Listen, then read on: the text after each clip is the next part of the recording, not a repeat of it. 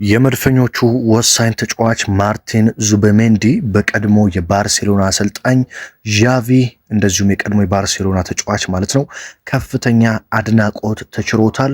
ማርቲን ዙቤሜንዲን ዣቪ እንግዲህ በጣም የሚገርም አስተያየት ነው ስለ ዙቤሜንዲ የተናገረው። ምንድነው ያለው? ዙቤሜንዲ እውነትም ዣቪ እንዳለው ምርጥ ተጫዋች ነው ወይ?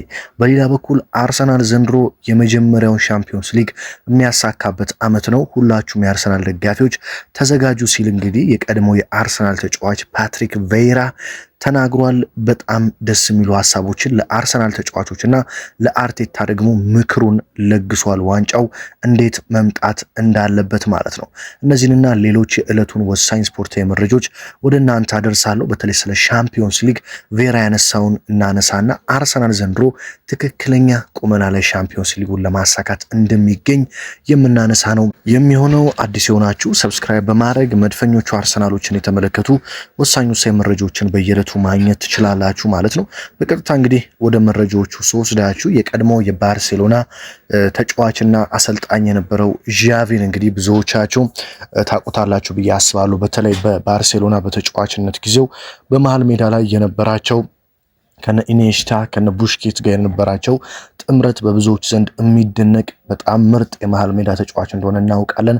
በባርሴሎና ቤትም በአሰልጣኝነት እንደመራ እናውቃለን። ከዛ በኋላ ግን በተለያዩ አለመስማማቶች ባርሴሎናን ለቆ እንደወጣም እናውቃለን። ታዲያ ዛሬ አንድ አስገራሚ ጋዜጣዊ መግለጫ ሰጥቷል። እሱም ደግሞ በጋዜጣዊ መግለጫው በጣም ረጅም ንግግር ስለ አርሰናሉ ተጫዋች ማርቲን ዙቤሜንዲ አንስቷል ማለት ነው። በነገራችን ላይ ማርቲን ዙቤሜንዲ እንደምታውቁት ባርሴሎና እጅግ በጥብቅ የሚፈለግ ተጫዋች ነበር። በሊቨርፑል በጥብቅ የሚፈለግ ተጫዋች ነበር። በስፔን ላሊጋ በሪያል ሶሲዳድ እያለ ማለት ነው። ሊቨርፑል ለመፈረም ራሱ ከጫፍ ደርሶ እንደነበረ ይታወቃል። ሊቨርፑል ለመፈረም ከጫፍ ደርሶ ነው መጨረሻ ላይ አሰልጣኝ ሚኬል አርቴታ ስልክ ደውለውለት እቺን ዓመት ብቻ ታገሰንና ቀጣይ ዓመት እናስፈርመሃለን ብለው እንዳሳመኑት ከዛም በኋላ ወደ ሊቨርፑል የሚያደርገውን ጉዞ ሰርዞ አንድ ዓመት ሙሉ አርሰናል እስኪያስፈርመው ጠብቆ ልክ አንድ ዓመቱ ሲያልቅ ወደ አርሰናል እንደመጣ ቃሉን አክብሮ እናስታውሳለን። አርቴታ ለዚህ ዝውውር በጣም ትልቅ ስራ ነው የሰሩት።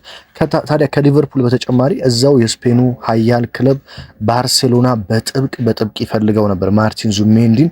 ይህንን ራሳቸው ዣቪ በዛሬው ጋዜጣዊ መግለጫቸው ላይ አንስተዋል። በተለይ ቡስኬት ባርሴሎናን ሲለቅ ወዲያውኑ የባርሴሎና አመራሮች እሱን የሚተካው ምርጡ ተጫዋች ማርቲን ዙቤሜንዲ ብቻ ነው፣ እሱን አስፈርሙልኝ ስል በተደጋጋሚ ጠይቄያቸው ነበረ።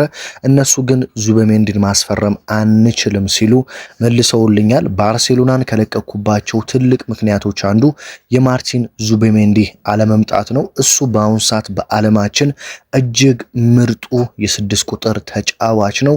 ማርቲን ዙቤሜንዲ ገና እጅግ አስገራሚና የሚያበሩ ዓመታት ይጠብቀዋል። አሁን ባለበት አርሰናል ቤትም እየሰጠ የሚገኘው ግልጋሎት እጅግ በጣም የሚደነቅ ነው።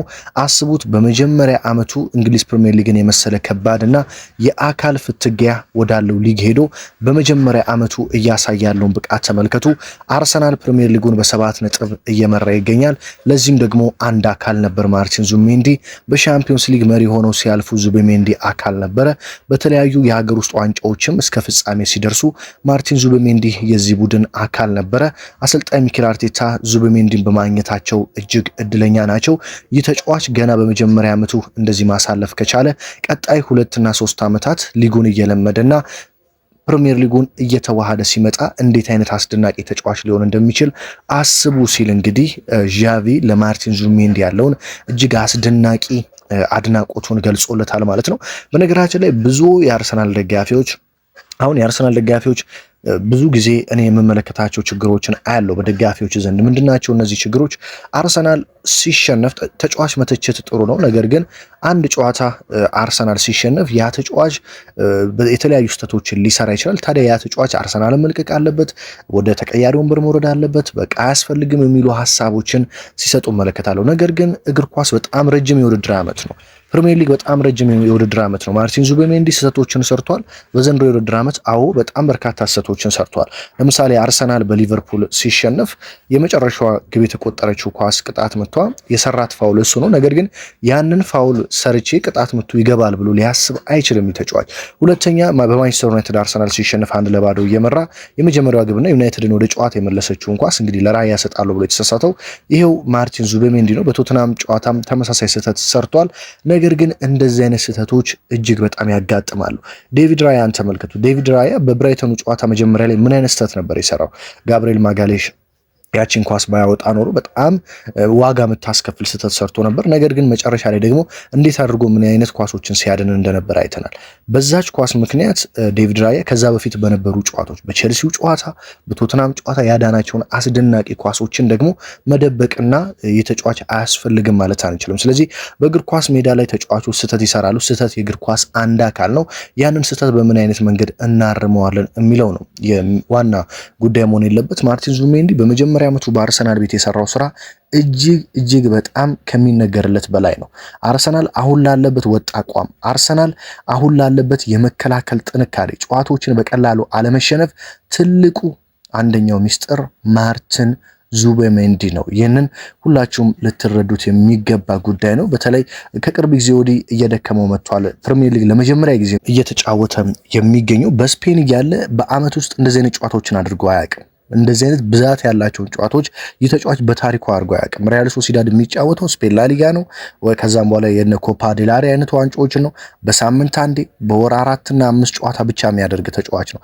አሁን በወር 10 እና ምናልባትም ከዛ በላይ አንዳንድ ጨዋታዎችን የማድረግ ግዴታ ውስጥ ገብቷል። ስለዚህ በዚህ ሁሉ ጫና ውስጥ ይህንን መቋቋሙ በራሱ ሊደነቅና ሊመሰገን ነው የሚገባው። ድካሞች አርሰናል ቤት ሁሉም ላይ ድካም አለ።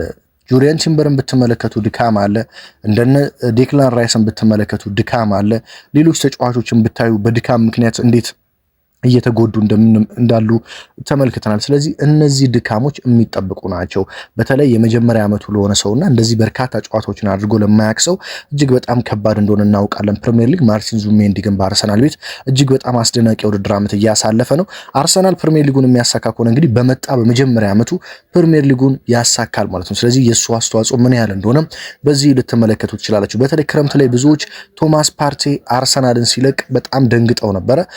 ቶማስ ፓርቲን ማን ይተካዋል የሚል ስጋት ውስጥ ገብተው ነበረ። ምክንያቱም ጆርጊኒዮም ለቆ ስለነበረ ማለት ነው። ነገር ግን ማርቲን ዙቤሜንዲ የሁለቱንም ተጫዋቾች በሚገርም ሁኔታ የሸፈነና አስደናቂ ተጫዋች ነው። ለዚህ ነው ዣቪም በአሁኑ ሰዓት የዓለማችን ምርጡ 6 ቁጥር ተጫዋች ማርቲን ዙቤሜንዲ ነው ሲል የተናገረው ማለት ነው። ሌላኛው ደግሞ የአርቴታ አንዳንድ ጊዜ አንድን ተጫዋች እስከ መጨረሻው የመጠቀም ዝንባሌ ያለባቸው፣ ይህንን በደንብ ማስተካከል እንዳለባቸው ብዙ የእግር ኳስ ተንታኞች ይናገራሉ።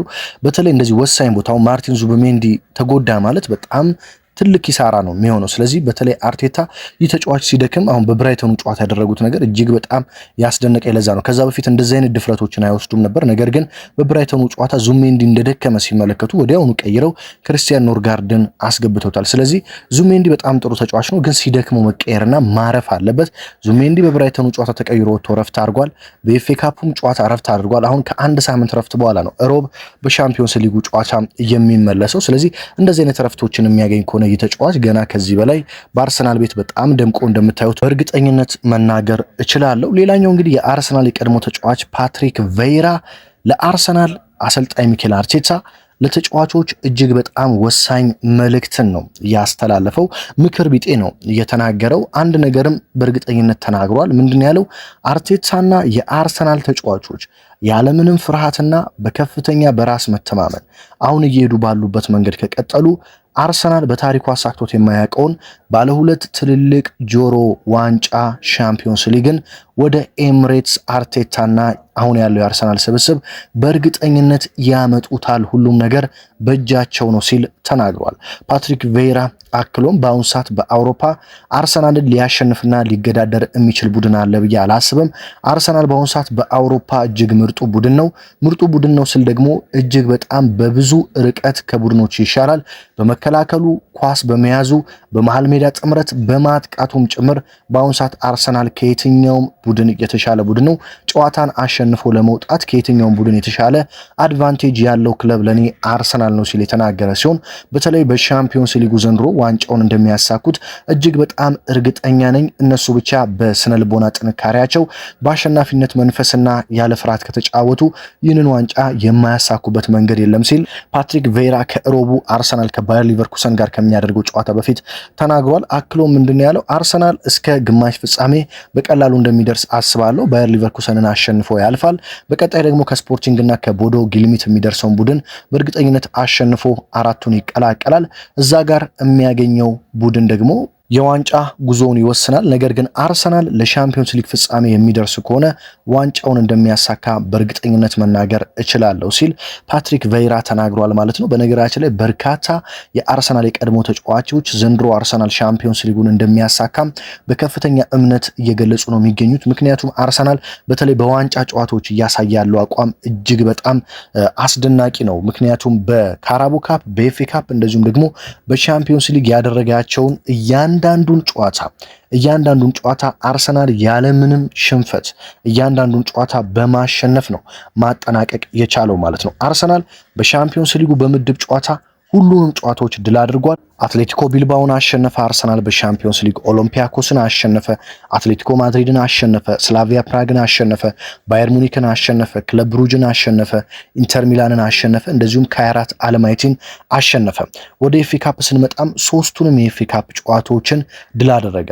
ወደ ካራቦ ካፕ ስንመጣ በካራቦ ካፕ ያደረጋቸውን አምስቱንም ጨዋታዎችንም ፖርቱቫሌንም፣ ብራይተንንም፣ ክሪስታል ፓላስንም፣ ቼልሲን በደርሶ መልስ ሁሉንም ጨዋታዎች አሸነፈና አርሰናል በዋንጫ ጨዋታዎች ከ16 ጨዋታ 16ቱንም ያሸነፈ በአሁኑ ሰዓት በአውሮፓ ብቸኛው ክለብ ነው ማለት ነው። ስለዚህ ይሄ በተለይ አርቴታ ከፕሪሚየር ሊጉ በተሻለ ፕሪሚየር ሊግ ላይ እንደምታውቁት አርቴታ በጣም ጥንቃቄን የመረጠ ጨዋታ ነው የሚጫወቱት። ወደ ካፕ ስትሄዱ ግን በነፃነት የሚያጠቁ በነፃነት የሚጫወቱ ቡድን የሰሩት። በሻምፒዮንስ ሊግም ስትመለከቱ አርሰናል በነፃነት እያጠቃ በርካታ ግቦችን እያስቆጠረ ሲያሸንፍ እንደነበረም እናውቃለን። ታዲያ እነ ፓትሪክ ቬራ ለዚህ ነው አርሰናል በተለይ የጥሎ ማለፍና የዋንጫ ቡድን ይመስላል፣ ስለዚህ በአውሮፓ ሻምፒዮንስ ሊግ ዋንጫውን የማምጣት ከፍተኛ እድል አለው ሲሉ እየተናገሩ የሚገኙት ማለት ነው። በተለይ የደረሰው ድልድል ደግሞ አርሰናል ከሌሎቹ አንጻር እጅግ በጣም የተሻለና ለዋንጫ እንዲያደርሰው የሚያደርግ ነው። ምክንያቱም ፍጻሜ እስኪደርስ ድረስ አርሰናል ሪያል ማድሪድን፣ ባየር ሙኒክን፣ ሲቲን፣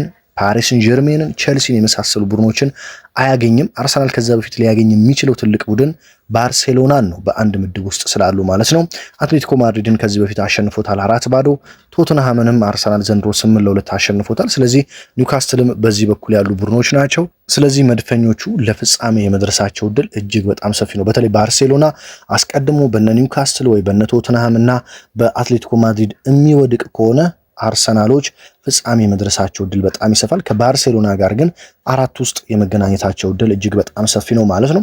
ስለ ፓትሪክ ቬራ ሐሳብ ምን ትላላችሁ? አርሰናል ሻምፒዮንስ ሊጉን ያሳካዋል ብላችሁ ታስባላችሁ ወይ?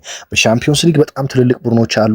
ፍጻሜ እስከማን ጋር ይደርሳል? ባየር ሙኒክ፣ ሪያል ማድሪድ፣ ሲቲ፣ ፓሪስ ሴን ጀርመን፣ ቼልሲ ወይስ ከማን ጋር ለፍጻሜ የሚደርስ ይመስላችኋል? ስለ ማርቲን ዙቢሜንዲ ዣቪ ያነሳውን ሐሳብስ እንዴት ተመለከታችሁት? ማርቲን ዙቢሜንዲ በአርሰናል ቤት ያመጣውን ተጽዕኖ እንዴት ትመለከቱታላችሁ? በተለይ አርቴታ የተጫዋቹን ጉልበት በደንብ ቆጥበው የሚጠቀሙት ከሆነ በእርግጠኝነት ገና በሚቀጥሉት ዓመታት ከአርቴታ ጋር በርካታ ዋንጫዎችን በዚህ በቀዩና በነጩ ማሊያ ወደ መድፉ ቤት እንደሚያመጣ እኔ በግሌ አስባለሁ። የእናንተን ሐሳብና አስተያየት ኮሜንት ላይ ልታስቀምጡልኝ ትችላላችሁ። በቀጣይ ደግሞ በነገ የመረጃ ጥንክሬ ደግሞ አርሰናል ከባየር ሊቨርኩሰን ጋር በአውሮፓ ሻምፒዮንስ ሊግ በሚያደርጉት ጨዋታ ስለ ቁጥራዊ መረጃዎችና የተለያዩ ጉዳዮችን በማንሳት ወደ እናንተ የማደርስ ነው የሚሆነው። በዚህኛው በሁለተኛው ቻናሌ በዋናውም ቻናሌ በየዕለቱ እንግዲህ በርካታ መረጃዎች ወደ እናንተ እየደረሱ ነው። ሰብስክራይብ ማድረግ፣ ላይክ እና ሼር ማድረግ አይረሳ። በቀጣይ ጥንክር በቀጣይ መረጃ ደግሞ እስከምንገናኝ ድረስ ሀገር ውስጥ ከባህር ማዶ ያላችሁ ሁሉ በያላችሁበት ሁሉ መልካም ጊዜን ተመኘሁላችሁ።